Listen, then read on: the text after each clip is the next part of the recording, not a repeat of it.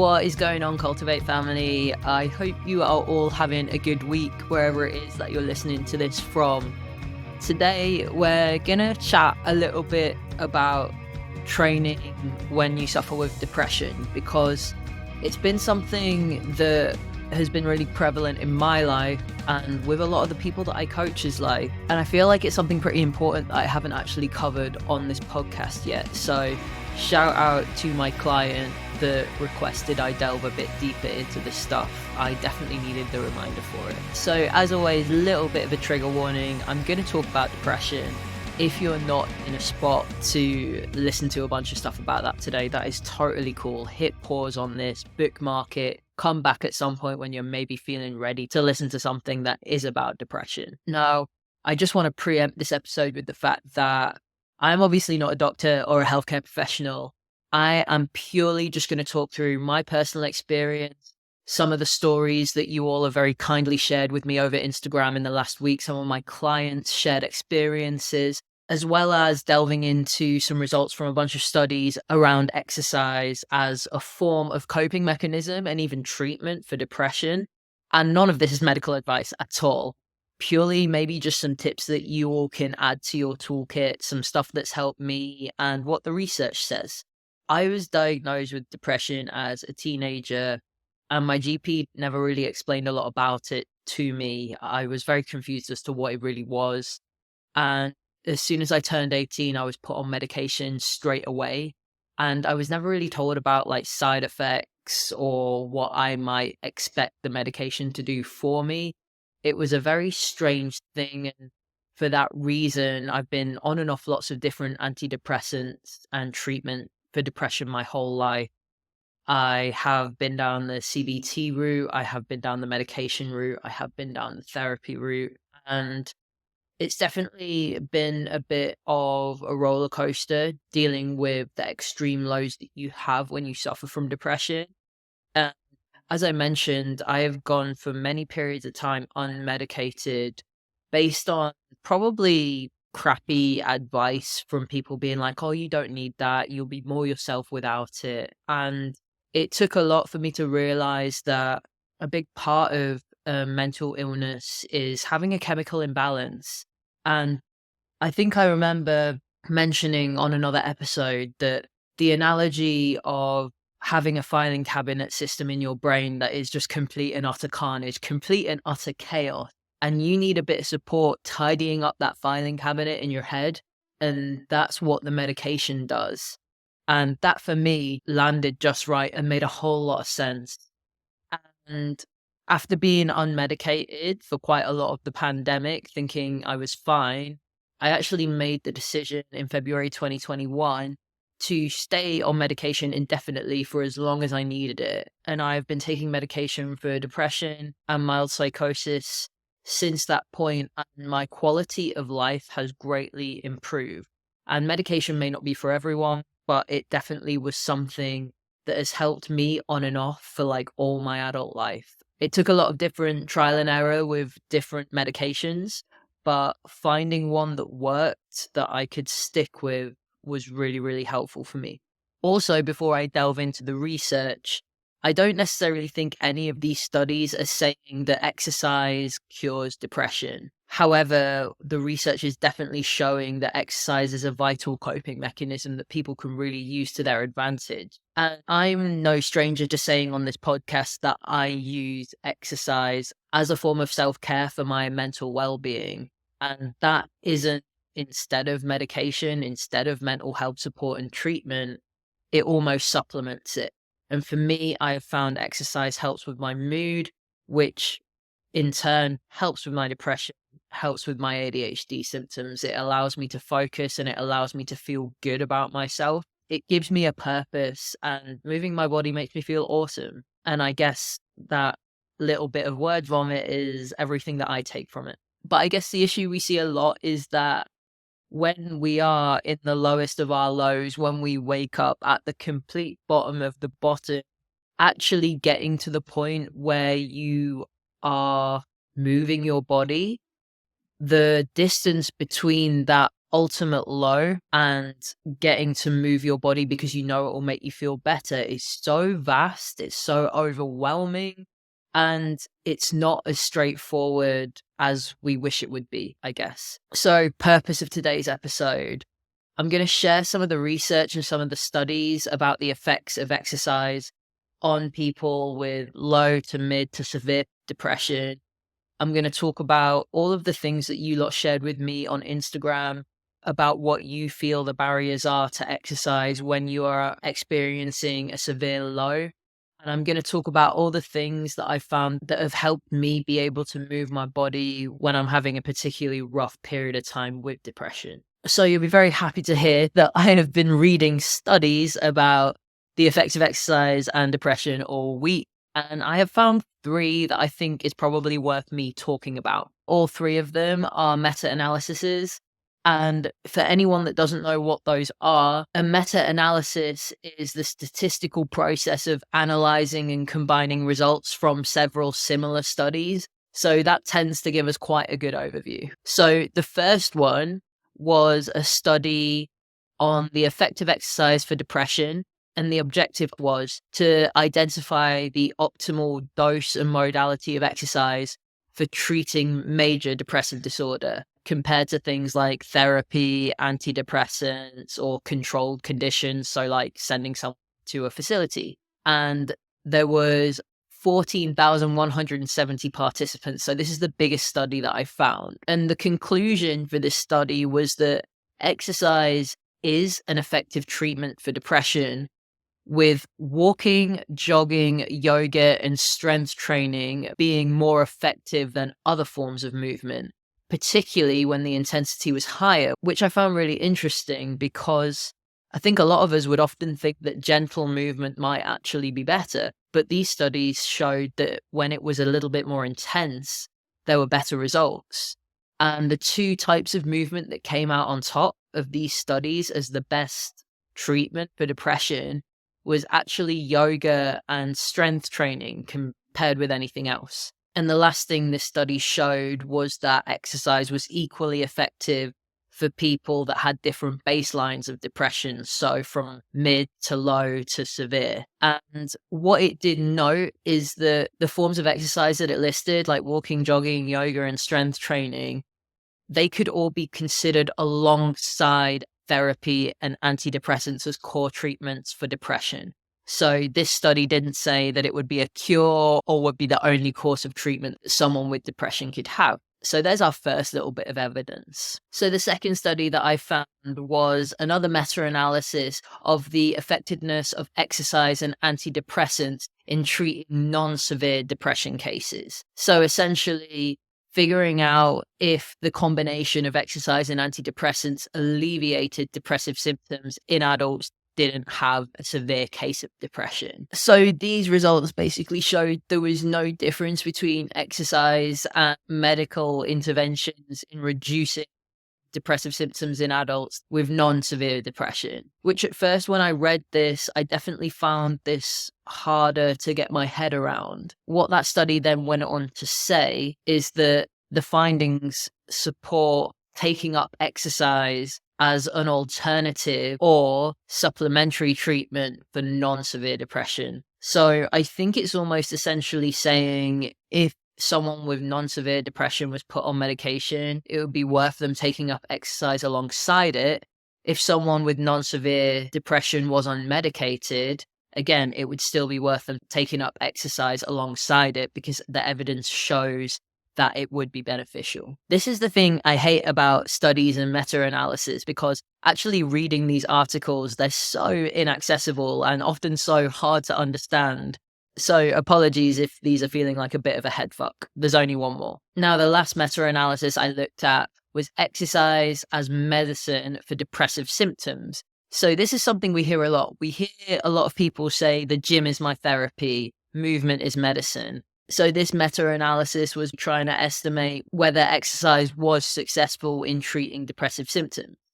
Now, the conclusion of this was that it was successful in treating depression and depressive symptoms, and it should be offered as an evidence-based treatment option focusing on supervised and group exercise with moderate intensity. And that's quite funny because that contradicts that initial study that said that intense exercise was better.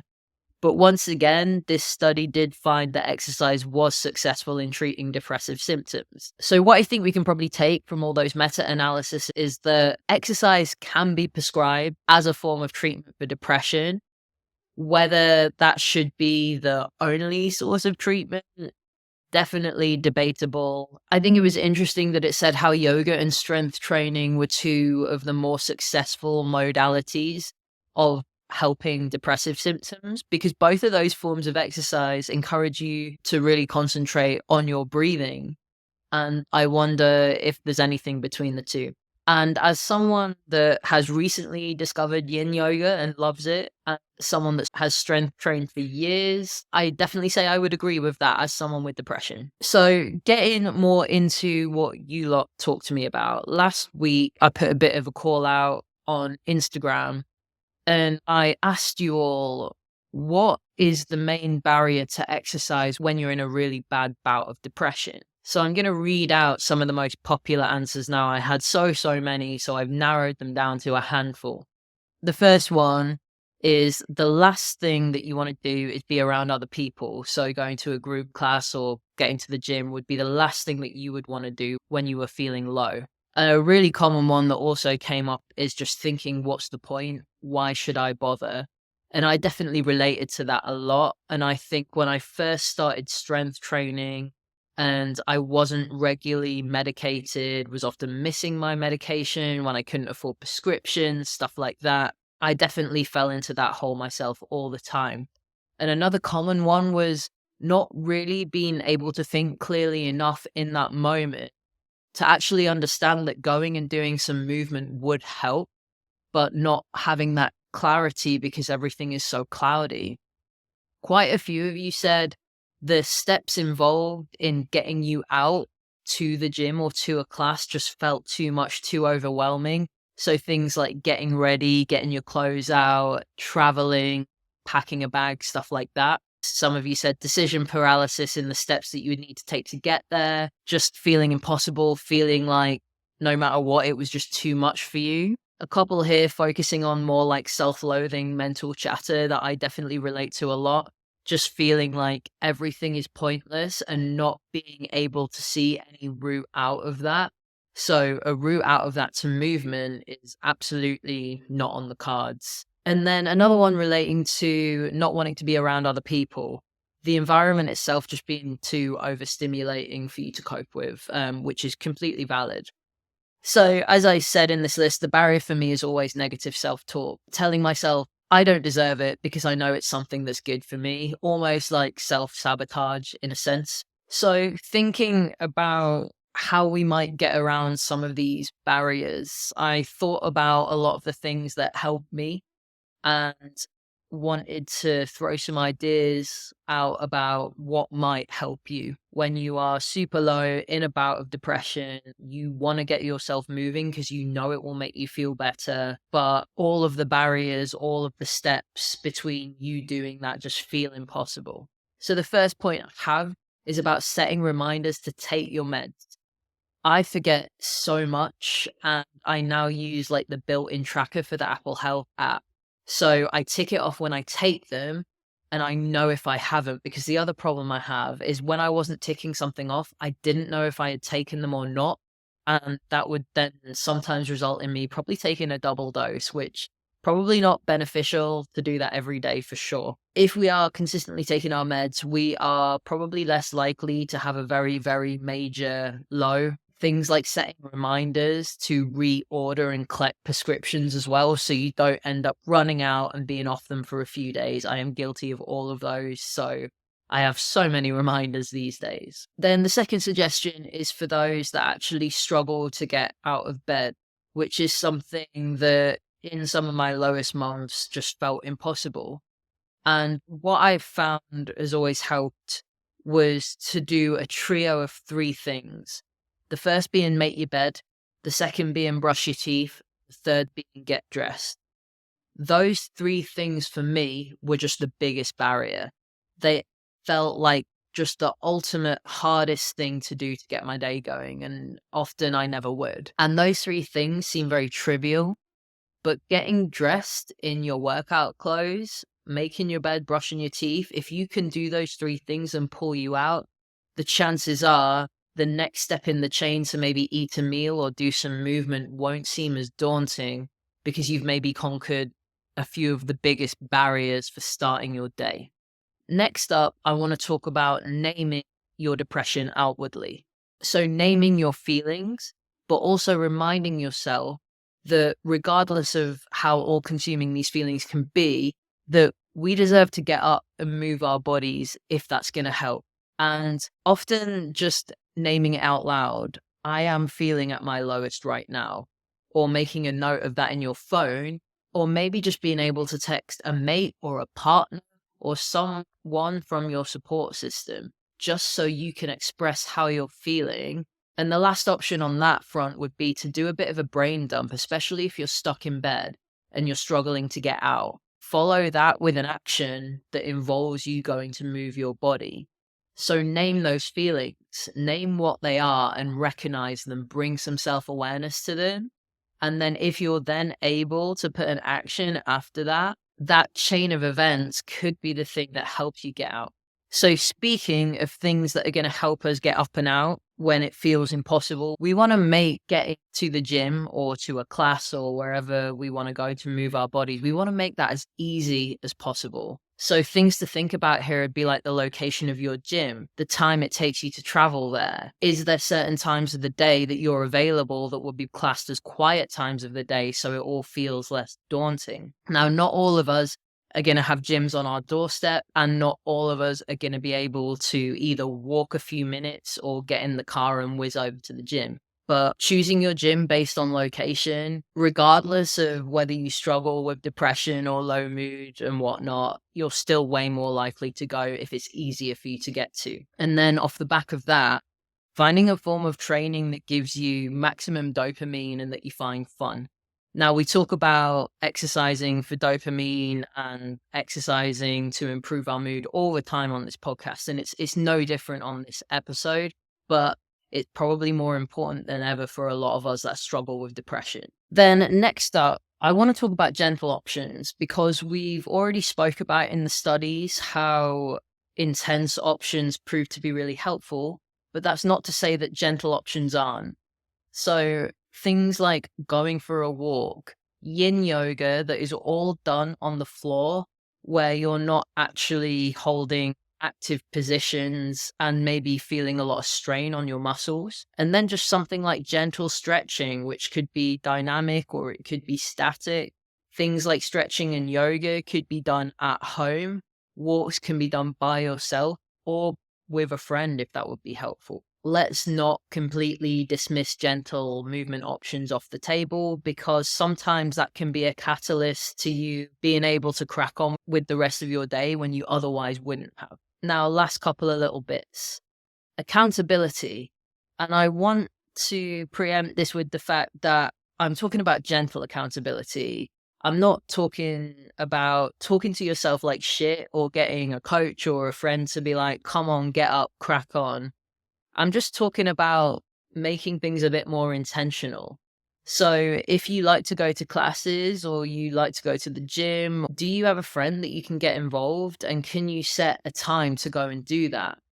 And sometimes for a lot of us, that level of accountability of agreeing to do something with someone else is enough to get us out. And then the other side of the accountability equation is like having some solid coaching and programming.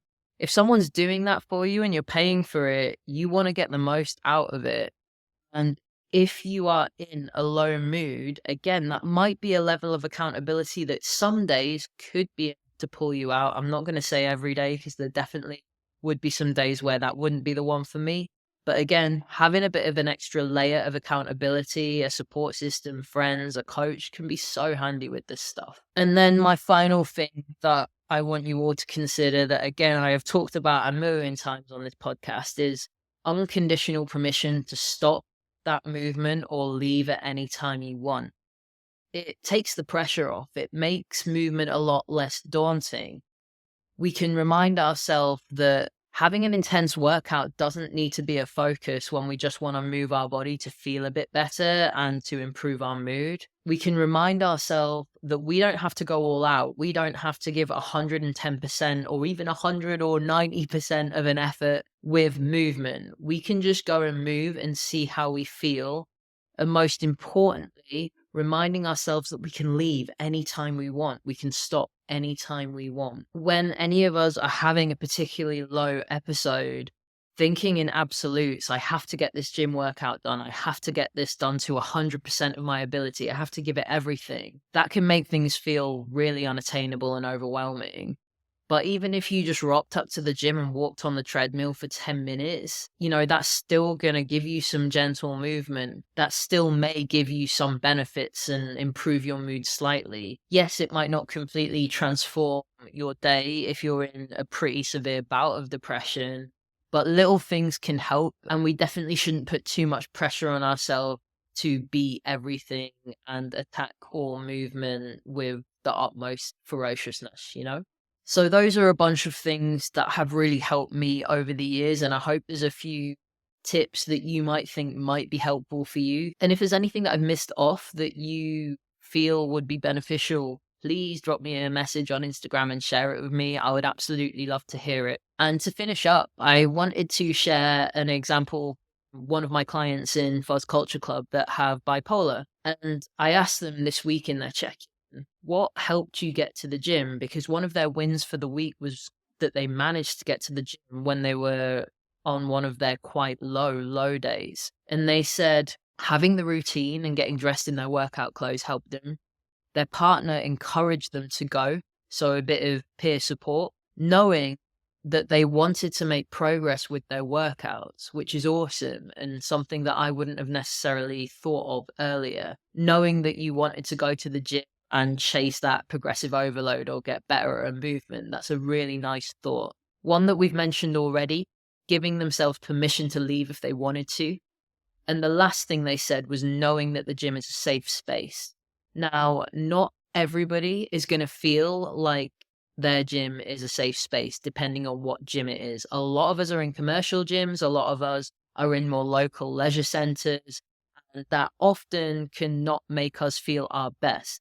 But if you are a person that has a gym that generally feels like your happy place, you get on with people there, the vibe is good. If you know that's your safe space, when you are not feeling your best, knowing that you're going to end up somewhere that makes you feel good is so invaluable. So if you have found an awesome space that feels safe to move your body in, a big hell yeah for that, because I think everybody deserves that, right? So there we have it. Training through depression. It is not easy. If you are struggling particularly with this right now, it's worth noting that you are absolutely not alone. There are so many of us figuring this out for ourselves right now. And I also want to say, if you still don't make it to the gym or to that workout class after trying any of these things that we've talked about today, that's okay. Movement and exercise is just one avenue and one modality that can help. There are so many other things that will be evidence back to use to supplement depression treatment for sure. So we have talked a hell of a lot about depression today. So I want to think about what my good thing is this week to end on a positive note. So I think my good thing is going to be that since I came back from Thailand, I've been renovating my studio, because a lot of you that watch my TikToks and content and whatnot will know that I have a black studio. It's all painted black. It's really dark. And I felt like it was making my brain feel a bit messy and chaotic, more so than it already is. And I just completely stripped it back. I put things away. I moved out a lot of things that weren't necessary. I painted it a light color. You'll be able to see it right now if you're watching on YouTube. I moved my desk near the window. It's just good vibes so far. I feel so much more productive and calm in this space. So teenage Lucinda is very sad because they've lost their bat cave of a studio, but future Lucinda is feeling far more productive and far more calm. So that is my good thing for this week. What is your good thing for this week? Let me know in the comments of YouTube if you're watching, or let me know in a DM after you've listened to the episode, or pop it up on your story or something. A lot of people have got a 4-day weekend. I hope you have the best time. I hope you eat as many delicious Easter eggs as your heart desires.